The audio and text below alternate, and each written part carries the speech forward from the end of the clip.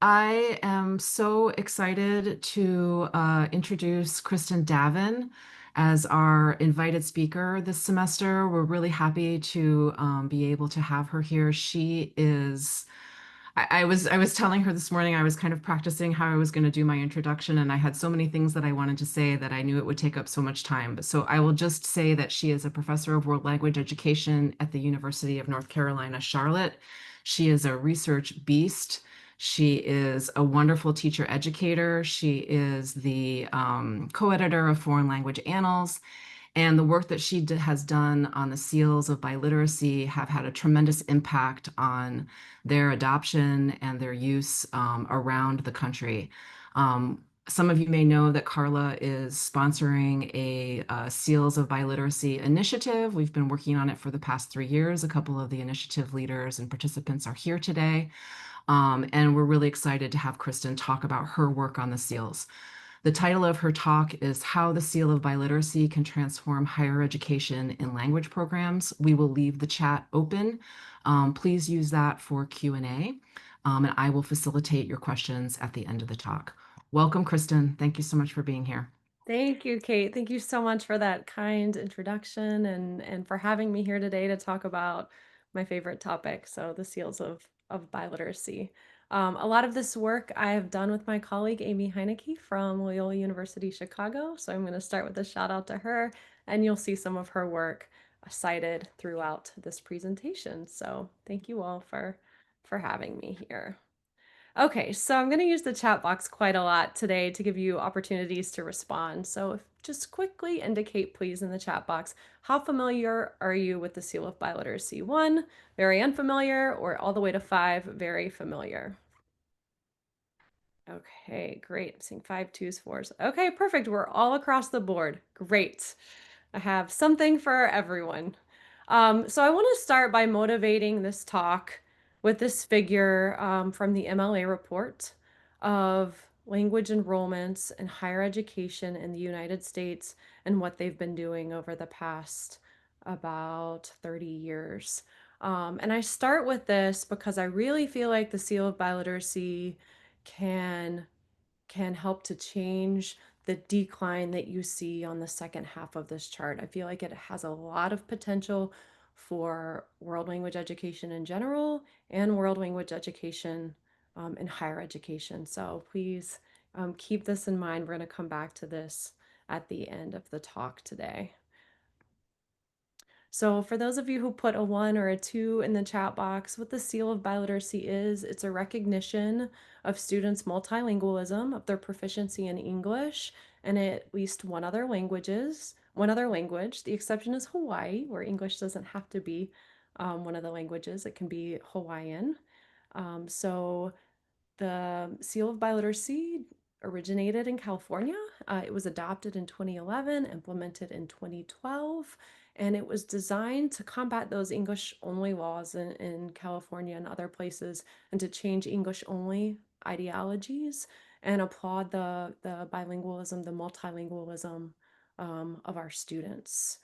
It began as, a I will say a K-12 initiative awarded to high school graduates, was designed to serve as a clear symbol to colleges and businesses of a student's multilingualism, but it was also designed to have an impact past the K-12 level. There's two main kinds of seals of biliteracies that I'm going to talk about today.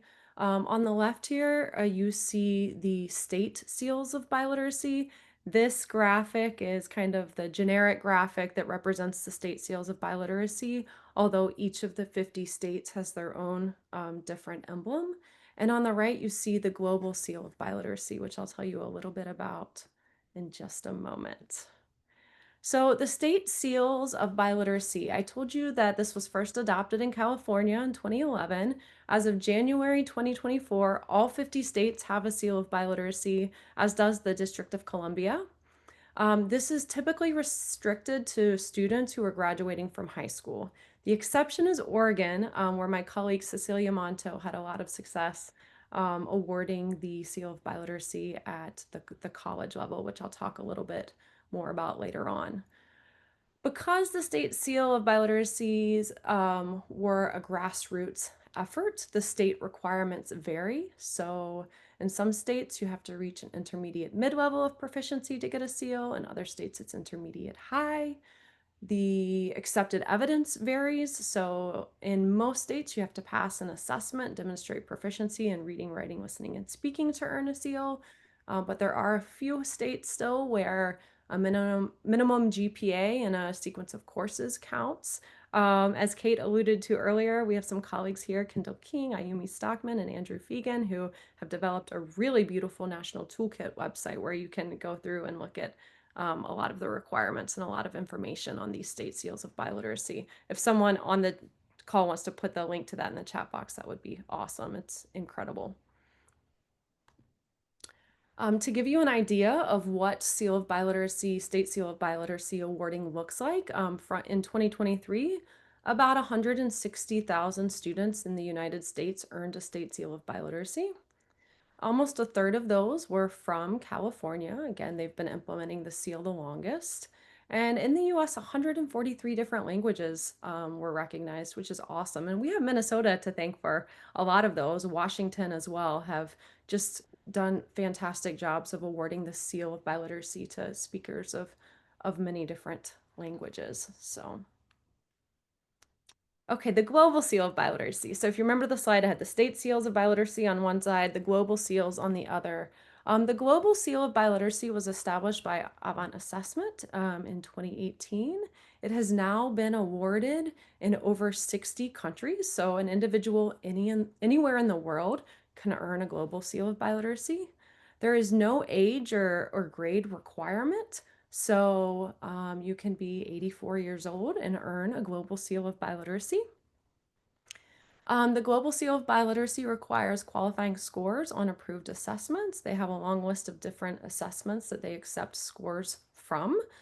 So, a school can, or, an organization, an individual can submit their scores to the Global Seal of Biliteracy, and they will award the Global Seal at no cost.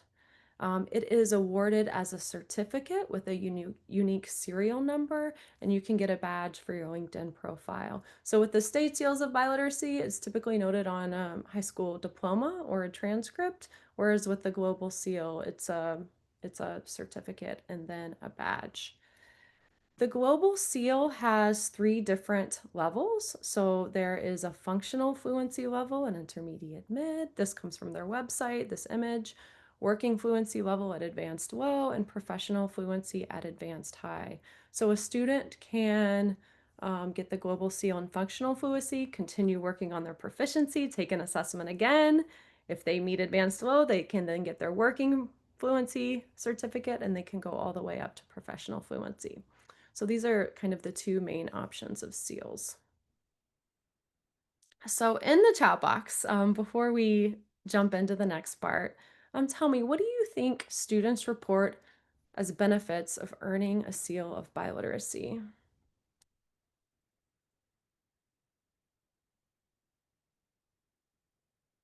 Jobs, job acquisition, confidence, higher pay, networking, college, can put it on their resume. Yes, these are all things that I have seen. Making their work visible. College credits. Okay, this is kind of a preview for things we're going to talk about. Validation, scholarships. Wonderful. Great. Okay. So, in looking at the literature, one thing or one theme that continually arises across studies are increased identity or connections to one's heritage and identity, and also increased pride. So, Christina Alfaro and Rika Barton have done a lot of really cool work at San Diego State University with a seal.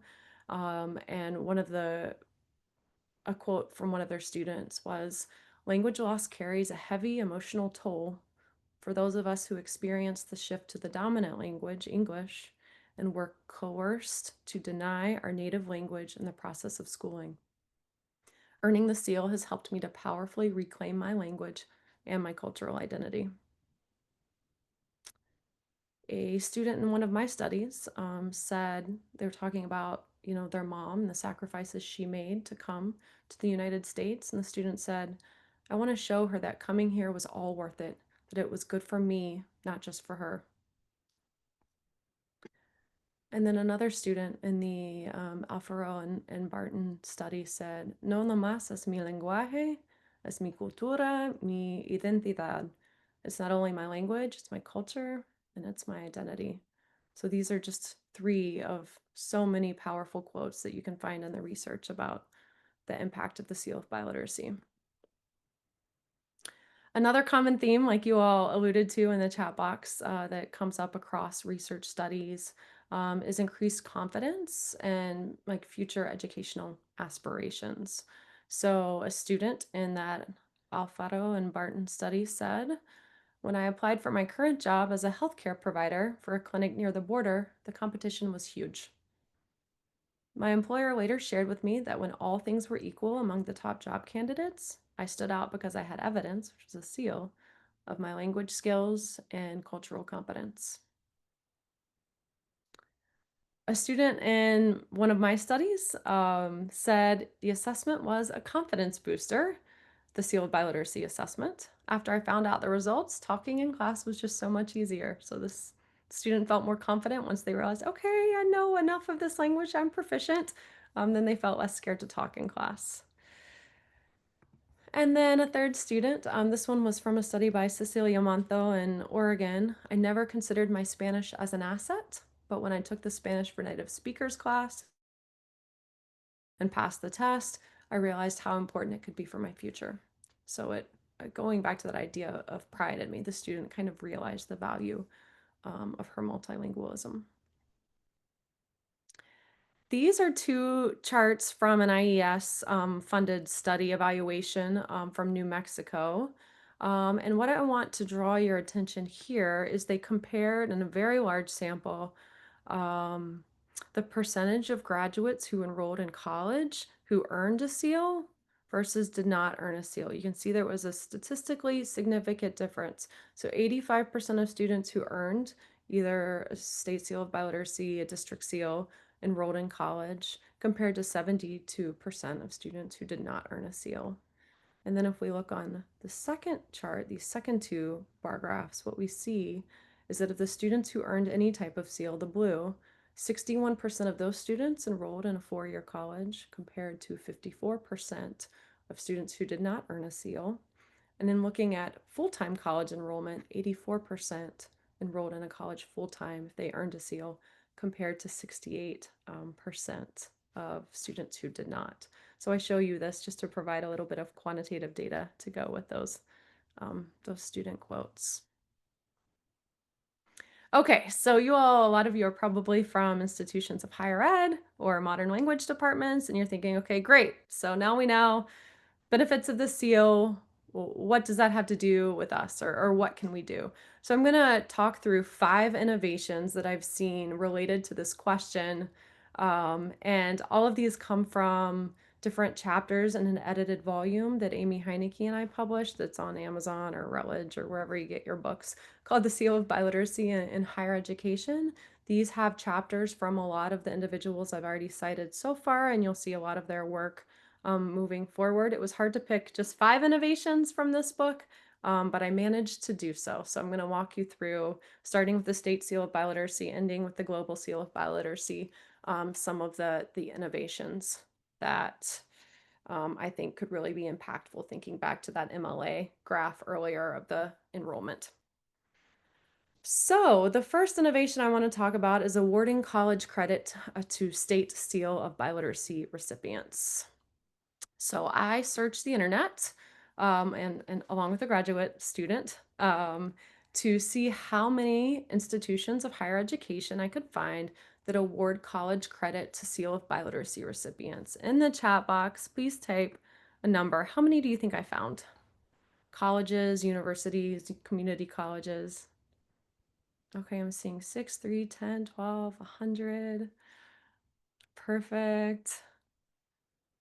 Okay, Laura and Andrea, you are on it.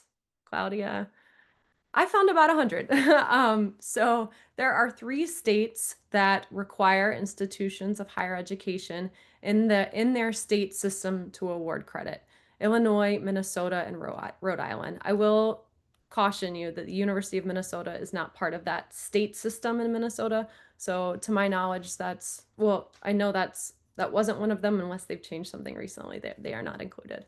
But Illinois and Rhode Island, all universities, colleges in the state system, are legislated to give credit, college credit, to offer it to students who earned a state seal of biliteracy in high school. There are other places that have system-wide policies. For example, the University of Maine system, this did not come from their government, but as a system, they decided that they were going to offer credit to Seal of Biliteracy earners. And there was this great announcement in the paper that was like, you can save $5,000 in college tuition by getting credit for your state Seal of Biliteracy. Oh, interesting. Someone just typed in the chat that, um, yeah, that maybe University of Minnesota does now. So that's great. Um, okay. And then voluntary adoption. So in our internet search, graduate assistant Kristen Cruz and I, we found over 80 institutions that voluntarily awarded credit for Seal of Biliteracy earners. And so I kind of maintain this Google Drive spreadsheet that anyone can access here, where I list where those are. This is also available in that National Toolkit website I referred to earlier. But you can go look at the policies. I just got an email yesterday about University of Maryland College Park that I added here. If you know of others that I don't have in that spreadsheet, this is just kind of a crowdsourced thing, so please send those to me and I will add them. So does your institution currently recognize or award a seal of biliteracy? If you can give me a reaction, if your Zoom is set up for reactions, here's a little screenshot of what that would look like at the bottom. You'd have a react. You can give me a check if it does or an X if it does not. Let's see. Okay. Katrian's does, Hannah's does. Okay, great. I'm seeing, oh, or thumbs up is great too. Okay, wonderful. Oh, thumbs down. Okay, good. So, oh, a mixed emoji. Interesting. Okay, let's keep going.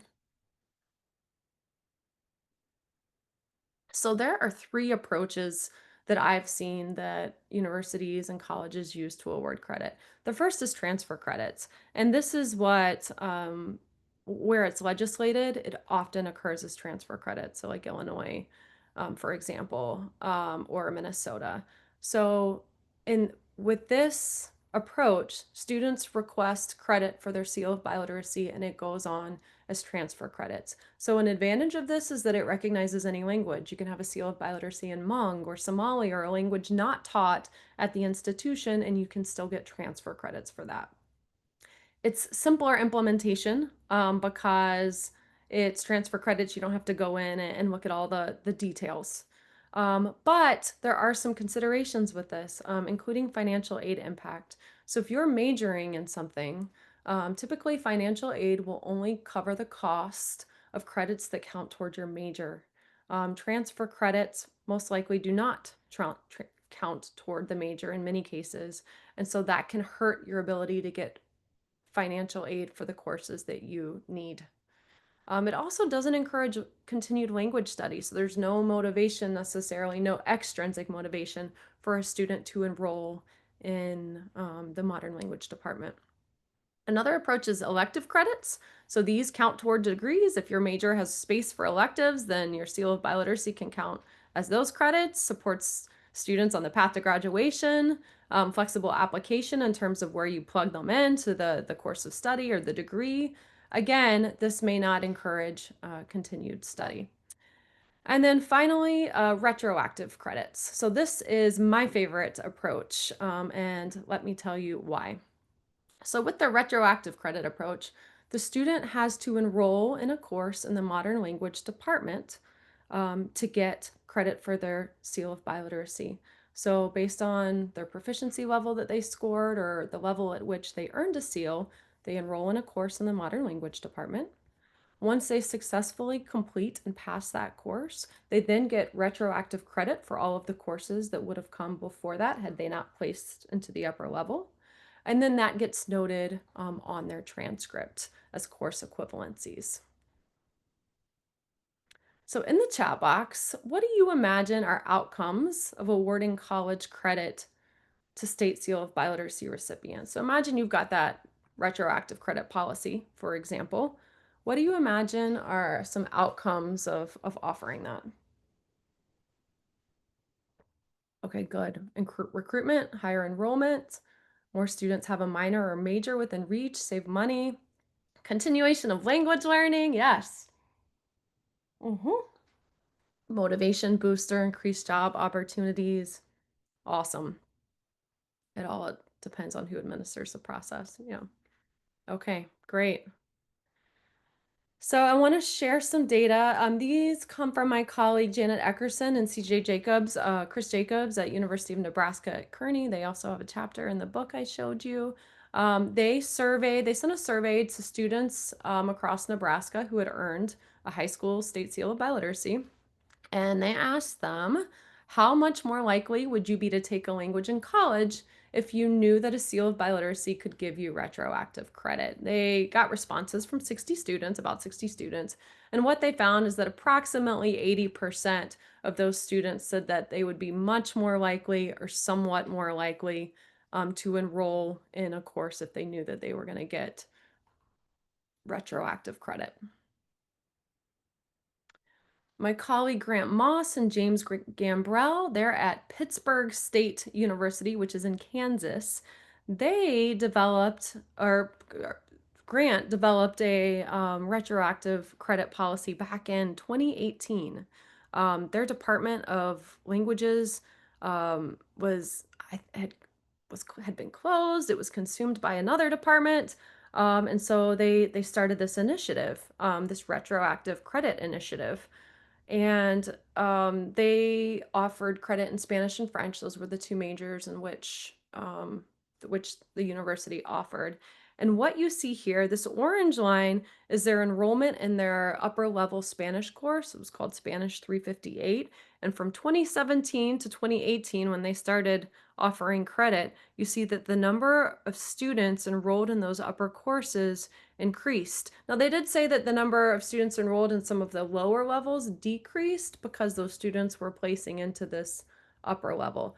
But if you look at the blue lines, if you look at the Spanish majors completed, again, you see the number of students who earned a major went up pretty dramatically from 2017 to subsequent years. And this was despite overall enrollment at the university decreasing. So this was pretty promising data. So in the chat box, what do you imagine are challenges to awarding college credit to State Seal of Biliteracy recipients? And then I'm going to come back to this question by Lauren because this is a really good one.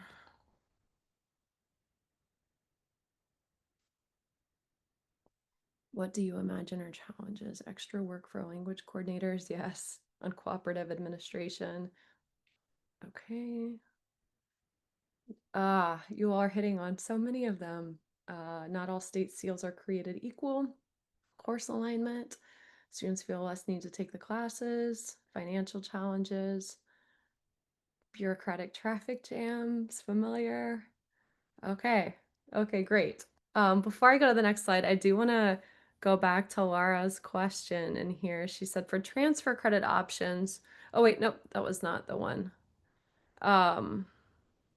Sorry, it was previously. Okay, with the retro credit option, what do you do with students who have a seal in a language at your university that your university doesn't offer? This is a good question. What I have heard anecdotally from colleagues is that sometimes they'll still have students take a course in the modern language department, even if it's in a different language, or maybe I'm seeing more and more language departments that will occasionally have courses taught about language related topics, but in English for students who haven't learned other languages. They might have students take a course in the department, even if it's not related to the language in which they got the seal, and they get the credit that way. So that's an option or something to think about, something that you could look further into. I will say from my colleagues at Southern Connecticut State University, they told me too that another great thing about the retroactive credit policy is like that you get to have a course with all these students you might not get to otherwise, and it's your opportunity to really sell how important the language is, how great the teaching in your department is, and can really help with that increase in majors and minors as well. So, going back to this question, what are some challenges or implementation considerations? You all hit on a lot of these. The first one is student identification.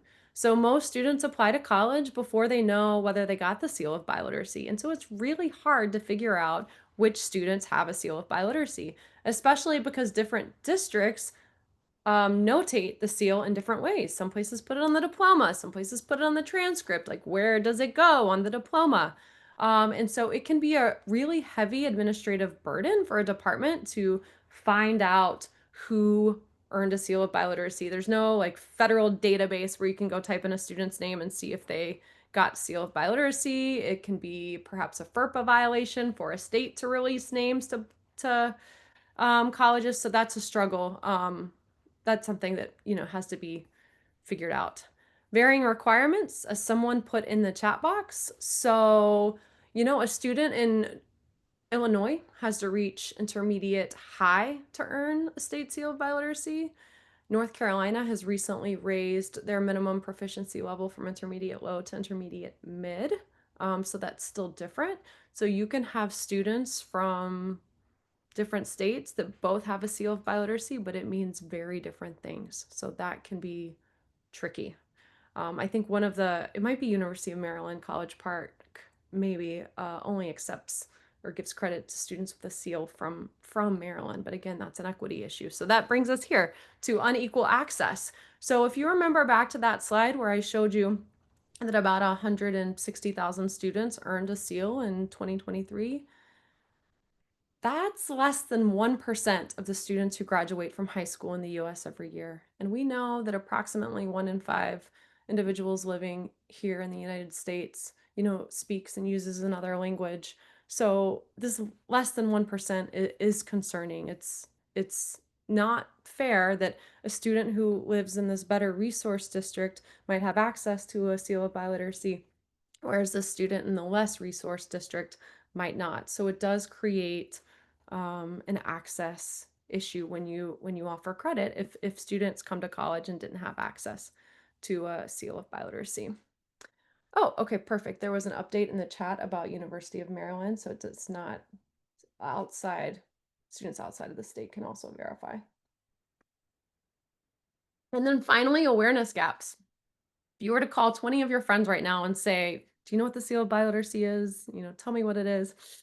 I don't know how many would know. I mean, I think there are many cases where it might be, I don't know, very few depending on who you call. If you ask your colleagues, if you ask science teachers, English teachers at a high school, or your other faculty members at the university, you might find that they aren't aware. So it feels like we've been working to spread awareness about this initiative for so long, but it is so hard to spread that awareness. So that's another implementation consideration. Counselors need to know about it, administrators, your faculty, students, parents. Okay, so our first innovation, awarding college credit to Seal biliteracy recipients. The next one, as you all mentioned in the chat box earlier too, using the seal as a recruitment tool. So this is one of my favorite studies, favorite things to talk about. Again, Janet Eckerson and CJ Jacobs, University of Nebraska Kearney. They have this really cool initiative that they've been doing for multiple years now. They reach out to language departments and teachers at high schools in Nebraska. They target rural communities or underserved communities, and they invite them to come to campus for a day-long visit. So they purchase a bulk license at the university for stamp tests through Avon Assessment, and students pay a $20 fee to take their test, but that's the only cost for the day. The school buses the students over. The students take the stamp test while they're there to pursue a seal of biliteracy. They get a campus tour while they're there. They get a free lunch. They get to meet with the Diversity, Equity, Inclusion Office, and they attend a presentation by the Department of Modern Languages about all their wonderful language offerings, and what they can study there. So some of their data I'm going to show you here. This first bar, this kind of darker green bar, is the percentage of students who came to that testing day and then enrolled at the university. And they do say in their chapter in our book that, a lot of the students had already chosen or their college, before this testing day. But you see these data over 3 years. And then you see here the total number. So I'd say, maybe 25% of the students who came to take the test on campus ended up coming to UNK. The next bar represents of those students who came to the university to take a test. This is the percentage of the students that then enrolled in a language class there. So almost 60% in the first year, about the same the second year. Something happened this year, I'm not sure. And then total, about, let's call it 45% of students who come for a test then take a language course at the university. But perhaps my favorite bar is the blue one, the percentage of students that enrolled in a major or minor. So of the students who came to campus and then ended up taking a language class, we see that in every case, over 40% or about 40% or more of those students ended up enrolling in a major or minor. So if you look at all of the students who've participated in this initiative over the years that came to campus, took a language class, we see, over 60% and end up majoring or minoring in a world language. So I think these data are pretty promising.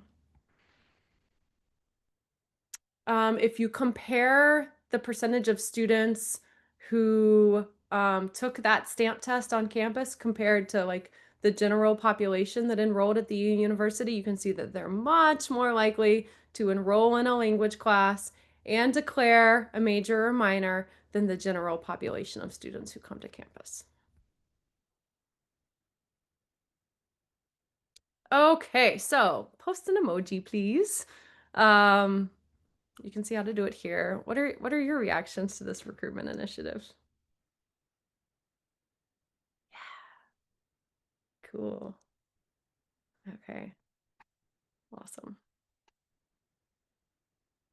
All right, so we've talked about two innovations. We've got college credit for SEAL recipients. We've talked about using the SEAL as a recruitment tool. Now I want to talk about using the State Seal of Biliteracy to create a teacher pipeline. I don't know about you all, but well, actually, I do know about you all. We're all experiencing like a great need for world language teachers, and it is so bad in North Carolina right now. I get emails every week. I need a Chinese teacher. I need a Spanish teacher. Do you have any candidates for me? And, I'd say 90% of the students in my teacher prep program are already working full time, unlicensed, because there's such a need for language teachers. So my colleague, Amy Heineke at Loyola University, developed a really cool Grow Your Own program where she partnered with a school in the Chicagoland area that graduated a high percentage of students with a seal of biliteracy. And they developed kind of a bilingual teacher pipeline using a 2+2 model. So Loyola has a 2-year college called a Rupe College, and they worked it out so that students who got the seal of biliteracy could then go to a Rupe for 2 years, get their associates, and then transfer into Loyola University for 2 additional years and graduate with a teaching license, and then ideally go back to the district where they started and become bilingual teachers. And Amy and her colleagues successfully lobbied with the Illinois State Board of Education, ISB, to have that seal of biliteracy count for the previous like bilingual assessment that teacher candidates had to pass to get the bilingual endorsement. So they said if you've got this seal of biliteracy, then that will count in lieu of having to take this separate assessment. So that was kind of a very unique and streamlined pipeline to get bilingual teachers through the program and back into schools. I saw earlier in the chat someone mentioned Chemeketa Community College. So I love the work that Cecilia Monto and her colleagues did there a while ago. So they lobbied the state for permission to award the state seal of biliteracy to college students. And Oregon is the only place that I'm familiar with that did something like that. So from 2018 to 2023, um, this program enrolled 358 students. Chamatkata is a Hispanic serving institution in HSI, and a three-part sequence of Spanish for Heritage Speakers courses. Of those students who enrolled, 54% took and passed the state Seal of Biliteracy exam and got a Seal of Biliteracy. Only 4 students in that time period took the assessment and didn't pass. For some reason, 46% chose not to take the test. And we've had side conversations about why that might be. But that's a topic for another day. But this is a really, again, exciting initiative. They've received a lot of grant funding, and in 2024, actually, they got a $3.5 million grant from the federal government for what they call Project Able, Accessible Pathways for Bilingual Leaders in Education, which connected to their work on this Seal of Biliteracy. So that's really exciting, and I say that just to say there's potentially grant funding out there to hopefully still these days to help with that. So okay. Oh, good. We are right on time. So, we've talked about 3 innovations: awarding college credit, using the seal as a recruitment tool, creating a teacher pipeline. I want to talk for a minute about creating homegrown recognition models because there's a couple places that have done this in a really cool way. One of those is the work by Katie Christopherson and Daniel Lopez Garcia at the University of Texas, Rio Grande Valley. They developed, this is like dual language education in higher education. It's very cool. There's a chapter in our book about it, and there's also an article coming out in Foreign Language Annals about this. They developed the B3 Scholar Seal, stands for Bilingual, Bicultural, Biliterate. It's like a homegrown seal that they created to acknowledge students' achievement. Students can get this B3 Scholar Seal by completing 15 credit hours. Like if you look in their course catalog, you'll see that courses can be designated as taught entirely in Spanish, taught bilingually in English and Spanish. Again, this is an HSI, or taught with culturally sustaining pedagogy. So students can take 5 of those courses and then get the B3 Scholar Seal. These authors did an investigation, a study, and what they found was that students who enrolled at least one of those dual language courses generally had a higher average GPA than the students who didn't take any dual language courses. And if you see on this graphic, what you see is that the more dual language courses or taking more dual language courses correlated with having a higher overall GPA. As you can, so students who took 6 courses, you can see their dots up here in terms of GPA versus, one or fewer. So I don't know, really exciting data. San Diego State University, Christina Alfaro and Reka Barton have also done incredible work. They designed the USBCC, University Seal of Biliteracy and Cultural Competence, which is again homegrown recognition. It was designed to validate the continuation of biliteracy and bicultural competence and to lengthen the language learning of students beyond the 12th grade. So 2 components of their seal. One, the student has to demonstrate working proficiency in a language other than English. So they offer that stamp test through Avon Assessment various times. You can go on their website and see all the times they offer it throughout, a school year for students to demonstrate their language proficiency. And then students can have to participate in a cultural and linguistic immersion experience. It can be something like study abroad. They point out that a lot of their students aren't able to do that. So they have options of lots of other global experiences, global local experiences where they can use their language proficiency and cultural knowledge in the community to earn this seal.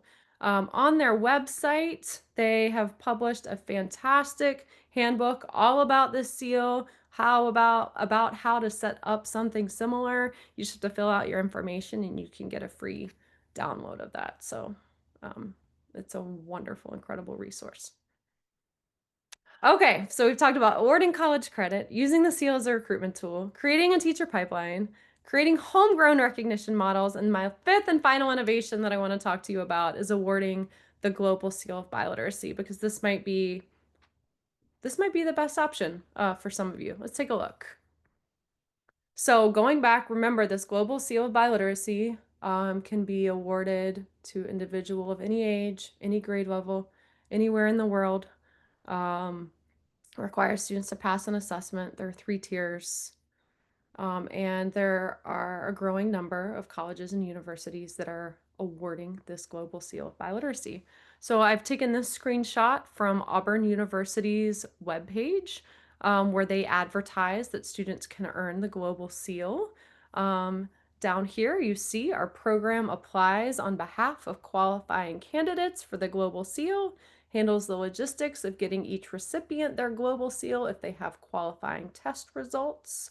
Um, Eric Gossett has a chapter, Nick Gossett has a chapter in our book that I showed you earlier, that talks all about the global seal of biliteracy and how universities are using this.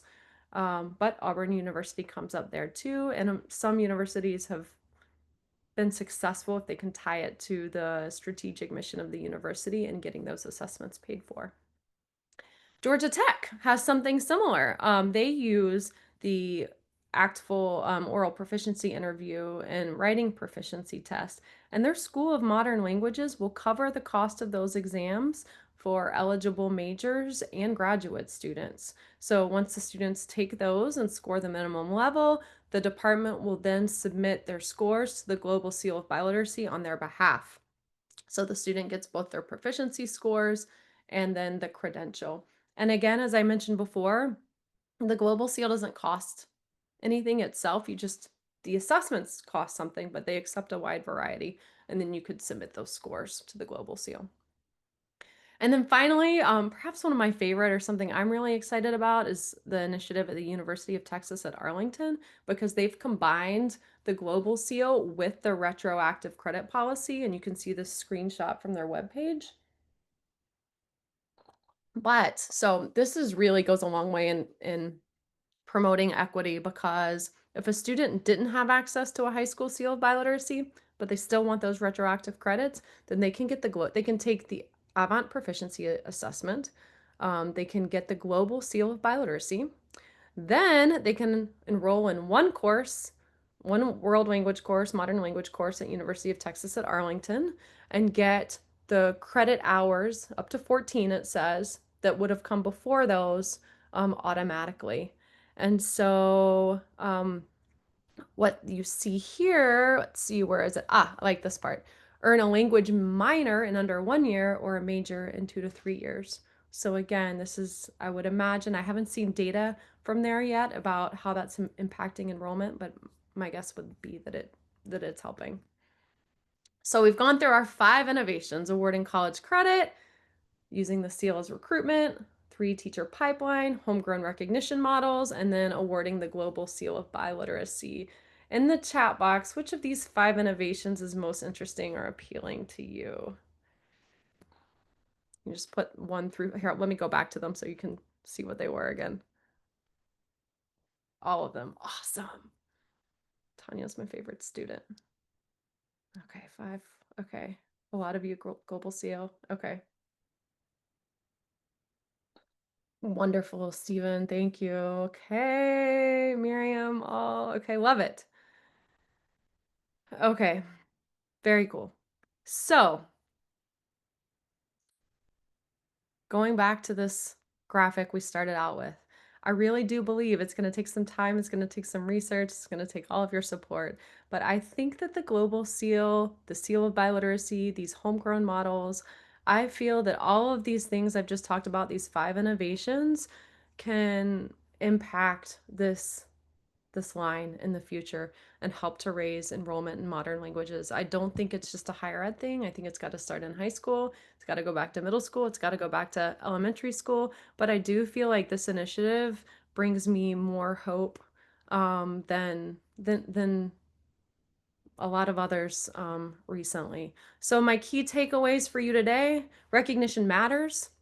Students show increased enrollment, persistence with their language learning, higher GPAs as a result of these innovations. There's multiple pathways possible: credit, recruitment, pipelines, homegrown models.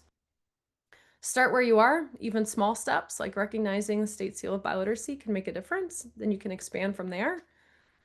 To get started, one of the things to do is to identify your current Seal of Biliteracy students in your system, who they are, figure out a way to identify them. Form a task force, research what the requirements are, for example, the state Seal of Biliteracy in your state, or look into the global Seal of Biliteracy. And then you can pilot a credit policy or a recognition program. Questions to consider for your context: what populations would benefit most? You saw a few examples today from Hispanic serving institutions where the Spanish speaking population was their target. What's our capacity for implementation? Maybe you're like the University of Nebraska at Kearney, where you have a great language lab with computers and headsets, and maybe there are districts in your state that don't have all those resources, so you can bring their students to your campus to take their assessment. Who are the key stakeholders that need to get involved? You probably need to talk to the registrar, see what they can do to help you identify Seal of Biliteracy earners or award credits. So I'm going to leave you with two student quotes before we open this up to questions.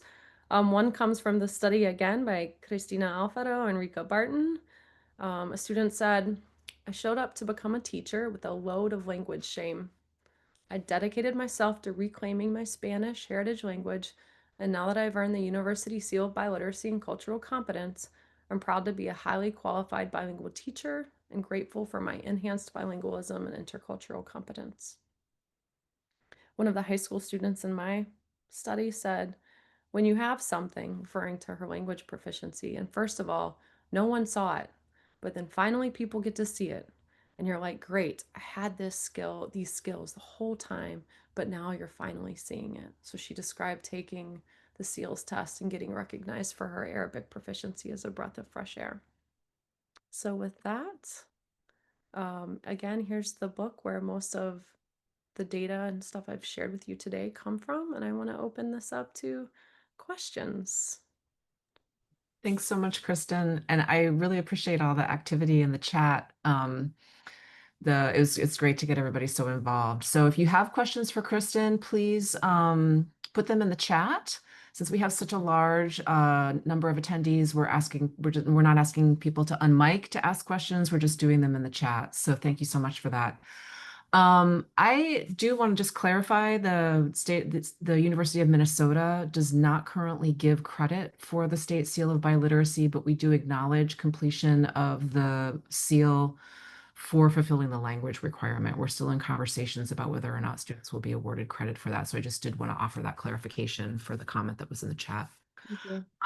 Okay, so we have a question from Katrine in the chat, and she says, on the list of colleges and universities you shared, it strikes me that many very prestigious universities, including Harvard, Yale, University of Chicago, are not present. Do you have any thoughts on why these schools might not be accepting SEALs?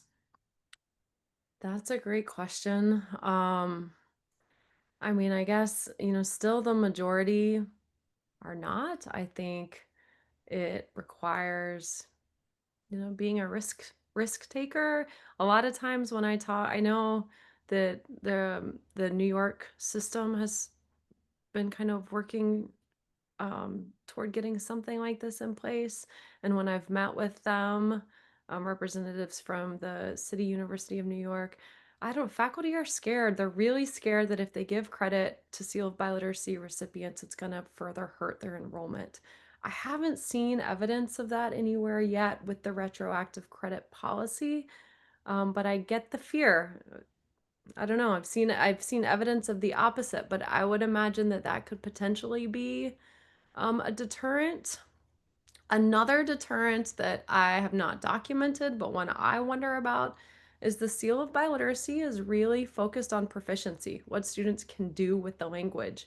And not all modern, that's not the goal of all modern language departments, is a high level of proficiency. In some cases, it's, outcomes related to literature. And so if there's misalignment between the goal of your department and then the goal of the Seal of Biliteracy, that could be a stumbling block as well. I think it's surmountable, but that could be a concern. Yeah, that's definitely something that came up in the conversations that we had around accepting the seal. But we were able to thankfully work around it because we had a lot of very persuasive people on the committee who considered this. Okay, we have another question from Andrea or Andrea. I'm not sure if I'm pronouncing your name correctly.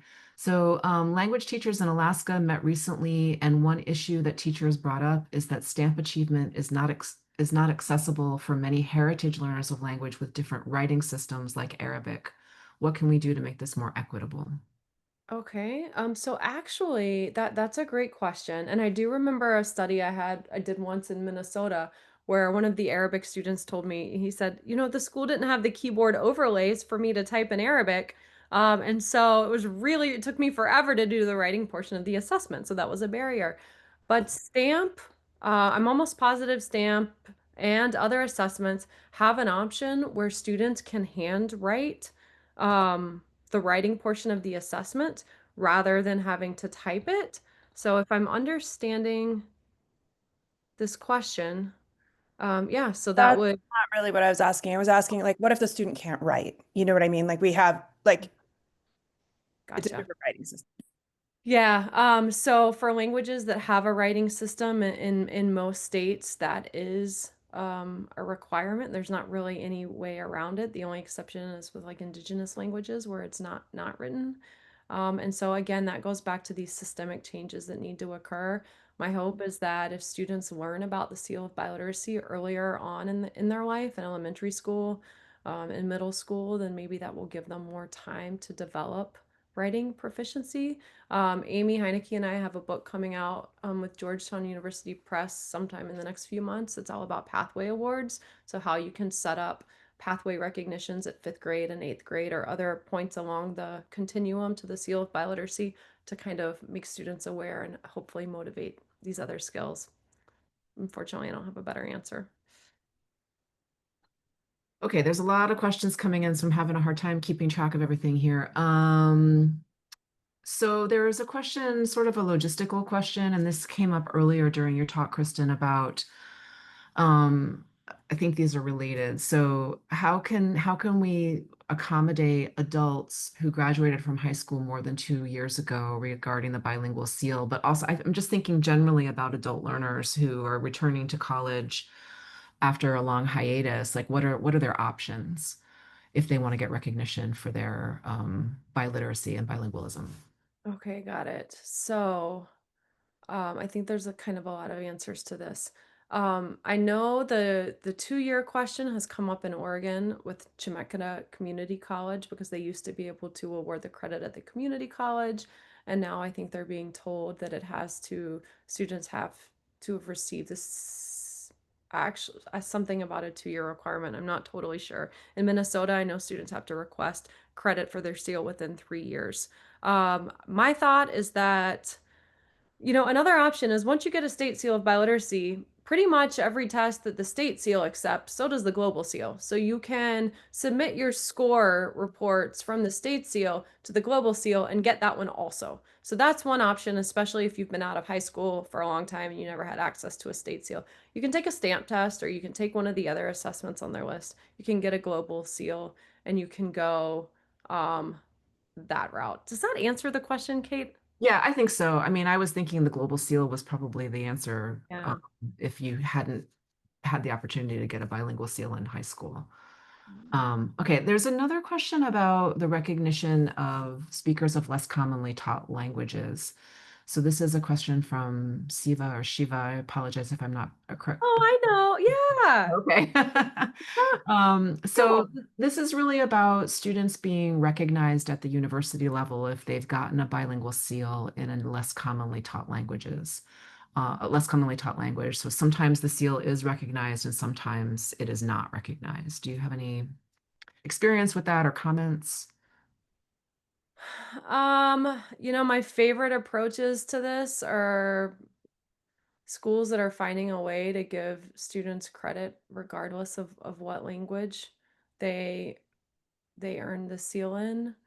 I'm trying to think right now of off the top of my head good examples of schools that are doing that. I would probably I'd probably have to look through that and then email people about that.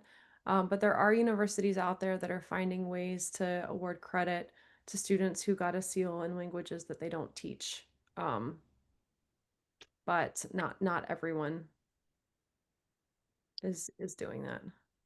Yeah, which is kind of odd. I mean, what difference does it make if if the university teaches the language or not? Because they're not validating the seal, Hmm. right? Nobody's reviewing the results, the students' results of having attained the seal. So it seems to me an unnecessary barrier. Um, yeah. It's just, yeah, it's difficult with the lack of standardization across everything. And some universities you have room, so like if I'm at a liberal arts university and I have like 15 or I don't know 30 credits of electives I get to take toward my major, then that's a great way to acknowledge someone who got a seal and give them some of those elective credits. But if I'm at a, let's say I'm pursuing an engineering degree or something and there's no space in my credit for any electives or any language, then it gets more difficult. So it works easier in some majors than others, I guess. So we have time for one more question, and I actually have a question that I'd like to ask.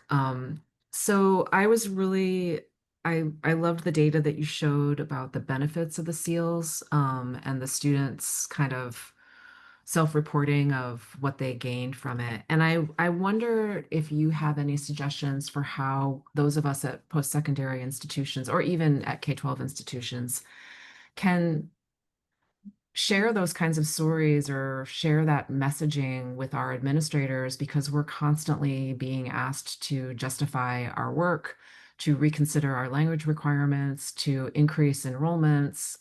And we know that on the national level, second language education is negatively perceived. And so do you have any suggestions for how we might do a better job of sharing these kinds of stories, which I think are impactful for administrators? That's a great question. Okay, so the first thing that came to my mind was there's a lot of great, YouTube videos out there of students talking about what it means to them. But then I'm thinking, okay, how do you get administrators to watch YouTube videos? So then I'm thinking, okay, parents, administrators listen to parents. We need parents calling, saying that they want this, want access to this, that'll work. And then I'm thinking, okay, right now, at least at I don't know, in my context, like administrators care about like workforce readiness and I know in Ohio, for example, they have these credentials, badges you have to get to graduate from high school. The Seal of Biliteracy is one of those. Um, I, I'm thinking about like, Missouri, their website, they have all these letters of endorsements from businesses that hire a Mm, large number of students there that say, we endorse the Seal of Biliteracy. We want students who have this. So I'm just trying to thinking about what speaks to administrators, what they care about, aligning it to strategic missions. I think Auburn might have done that. One of the Global SEAL universities I spoke about did. I think that can make a big difference. great. Thanks so much, Kristen. So thank you again to Kristen for this great conversation and all of the wonderful information that you shared. Thank you to all of you for coming. We had over 100 people at the presentation today, so we really appreciate you spending your time with Carla this afternoon. And we hope that we see you at another talk later on this semester. So have a great day, everybody. Thanks so much, Kristen. Yeah, thank you all. It's great.